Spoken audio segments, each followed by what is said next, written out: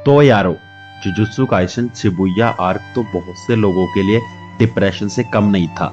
And तुम्हारे इसी दुख को थोड़ा और बढ़ाने के लिए get ready for some of the saddest fact about Jujutsu Kaisen.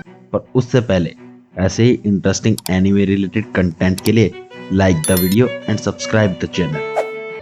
क्या तुमने नोटिस किया कि टोजी के लास्ट मोमेंट्स में उसे इस बात का सबसे ज्यादा रिग्रेट था कि उसने मैगुमी को अकेले जेनिन क्लैन के साथ रहने के लिए छोड़ दिया, जिनसे वो सबसे ज्यादा नफरत करता था। एट फर्स्ट उसने खुद मैगुमी को जेनिन क्लैन को बेचना चाहा था ताकि मैगुमी इन फ्यूचर एक अच्छी लाइफ जी सके, बट एट द एंड उसे इसी बात का सबसे ज्यादा रिग्रेट था। आई एम श्योर यह डिटेल तुम में से बहुत से लोगों ने मिस कर दी होगी। सीजन 2 की ओपनिंग में इस सीन में हम नोटिस कर सकते हैं कि गोजो की आइज थोड़ी पफी हो रखी है, जो इंडिकेट करती है कि वो रो रहा था ड्यूरिंग हिज स्लीप। वो गैटो की डेथ से इतना ज्यादा सैड था कि वो उसे अपने ड्रीम्स में भी देखने के बाद रोने लगा। मापा ने गोजो के वॉइस एक्टर को स्पेशल इंस्ट्रक्शन दे रखे थे कि जब भी वो गैटो से बात करे तो अपनी वॉइस को थोड़ी सॉफ्ट कर ले। इससे ये क्लियरली पता चलता है कि गोजो एंड गैटो का रिलेशनशिप कितना स्पेशल था कि इवन खुद गोजो गैटो के अराउंड अपनी पर्सनैलिटी चेंज कर लेता था। एंड ये इकलौता सैड पार्ट नहीं है वॉइस एक्टर्स के लिए, एज इटाडोरी के वॉइस एक्टर अपनी सीजन 2 की लाइंस खत्म करने के बाद खुद रोने लगे। जस्ट इमेजिन सीजन 2 में इटाडोरी की सफरिंग कितनी ज्यादा होगी। वेल, मैकामारू मर गया एंड स्टिल सब उसे एक ट्रेटर ही समझते हैं, एंड किसी को भी यह नहीं पता कि वो अपने लव्ड वंस को प्रोटेक्ट करने की कोशिश में ही मारा गया है। इन दी एंड उसने जो भी कुछ किया वो बस अपनी उस पेनफुल बॉडी से छुटकारा पाने के लिए किया, और उसने तो इवन अपनी तरफ से पूरी कोशिश की कि वो गैटो एंड माहितो को डिफीट कर दे। तुमने यह तो नोटिस किया ही होगा कि नानामी इटाडोरी को लेके बहुत ज्यादा ही ओवर प्रोटेक्टिव है। वेल, ऐसा इसलिए क्योंकि इटाडोरी उसे हाइबारा की याद दिलाता है। वो आज तक खुद को हाइबारा की डेथ का जिम्मेदार मानता है, एंड इतने सालों बाद भी उसकी डेथ का बर्डन अपने शोल्डर्स पर ही कैरी करता है। जुजुत्सु काइसन 0 मूवी के एंड में जब गैटो ऑलमोस्ट मरने वाला था तो गोजो उसके पास जाता है एंड वो उसे कुछ बोलता है, एंड किसी को भी यह नहीं पता कि वो उसे क्या बोलता है, बट बहुत से लोगों के अकॉर्डिंग गोजो उसे बोलता है, you are my best friend, my one and only. अब गैटो की बात हो ही रही है तो क्या तुम्हें पता है कि किसी को भी यह नहीं पता था कि रिको की डेथ के बाद गैटो किस स्टेज से गुजर रहा है, वो किस इमोशनल स्टेज में है, एंड इनफैक्ट कि वो तो डिप्रेशन में भी है।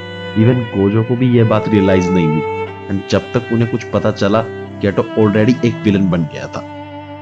सीजन 2 के हिडन इन्वेंट्री आर्क में दोनों गोजो एंड गैटो सिर्फ 16 साल के थे, एंड उन्हें रिको अमानाई को बचाने का टास्क मिला था जिसमें वो अपनी सिस्टर की तरह मानने लगे थे, बट एट द एंड अमानाई उन्हीं की आंखों के सामने मारी गई, एंड वो आज भी खुद को उसकी डेथ का जिम्मेदार मानते हैं। सो जुजुत्सु काइसन के वर्ल्ड में अगर किसी इंसान को बिना कर्स एनर्जी से मारा जाए तो वो खुद एक कर्स बन के वापस आ जाता है। बट क्या तुमने ये नोटिस किया, अमानाई को एक बुलेट से मारा गया था जिसमें कोई कर्स एनर्जी नहीं थी, फिर भी वो एक कर्स नहीं बनी।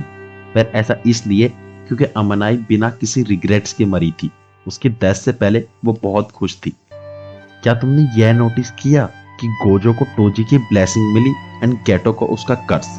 वेल, टोजी ने अपने लास्ट मूवमेंट में गोजो से एक फाइनल रिक्वेस्ट की कि वो मैगुमी का ख्याल रखे, एंड मैगुमी के नाम का मतलब ही ब्लेसिंग होता है। वहीं पर दूसरी तरफ अमानाई की डेथ के बाद गैटो ने टोजी के कर्स वर्म को एब्जॉर्व कर लिया, एंड वो बाद में डिप्रेशन में भी चला गया, एंड एट द एंड गैटो एक विलन ही बन गया।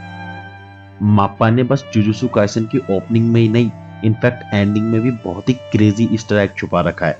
वेल, जुजुत्सु काइसन सीजन 2 की एंडिंग में माप्पा दोनों गोजो एंड गैटो को बेटा फिश के साथ दिखाते हैं। इसमें यह व्हाइट बेटा फिश गोजो को सिंबलाइज करती है, वहीं पर यह ब्लैक वाली गैटो को। दोनों ही उनके हेयर कलर्स पर बेस्ड है। सबसे सैड पार्ट तो ये है कि जो व्हाइट बेटा फिश गैटो के सामने से स्विम करती है वो एक हेल्दी बेटा फिश को रिप्रेजेंट करती है, वहीं पर जो ब्लैक बेटा फिश गोजो के सामने से स्विम करती है वो एक अनहेल्दी बेटा फिश को रिप्रेजेंट करती है। यह फिशेस दोनों गोजो एंड गैटो की मेंटल स्टेट को भी रिप्रेजेंट कर रही है। And most important fact is that कि दो बेटा फिश कभी भी एक साथ नहीं रह सकती। दो बेटा फिश तब तक आपस में फाइट करती है जब तक दोनों में से कोई एक मर ना जाए। एंड यह रिप्रेजेंट करता है कि भले ही गोजो एंड गेटो फ्रेंड्स हो, बट इन फ्यूचर वो एक दूसरे के एनिमीज होंगे एंड उनमें से कोई एक ही जिंदा बचेगा। सो जुजुत्सु काइसेन के मांगाका गेगे ओकुटामी को गोजो का कैरेक्टर बिल्कुल पसंद नहीं है। उन्होंने मल्टीपल ओकेजन्स पर उसे मारने का कोशिश किया है। एट द एंड मांगा में उन्होंने ऐसा कर ही दिया। वेल, सिर्फ गोजो ही नहीं, उन्हें तो सीरीज का मेन कैरेक्टर यूजी इटाडोरी भी कुछ खास पसंद नहीं।